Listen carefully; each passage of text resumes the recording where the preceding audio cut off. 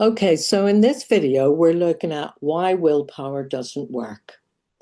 You can't think your way out of ancestral patterns, and you can't talk your way out of it either.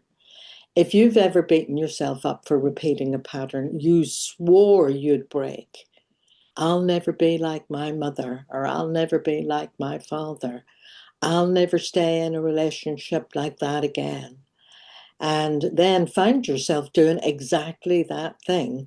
I mean, a case in point, look at what's going on with Israel and Gaza.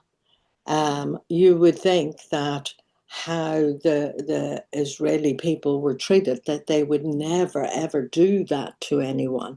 But that pattern is being repeated on another race of people. So you can find yourself repeating a pattern that you find abhorrent.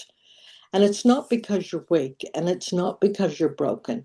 It's because you're just not dealing with your own stuff. And you can say it happens at a personal level, but it can happen at a collective level as well. And realizing and accepting and looking into the fact that you're carrying generations of unprocessed material. It's the stuff that wars are made of.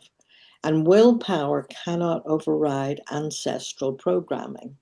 You need awareness and you need embodiment. And often you need support, connection with others who can help to shift things collectively. And so here we are moving on from that to look at the the future codes and look at the question that changes everything.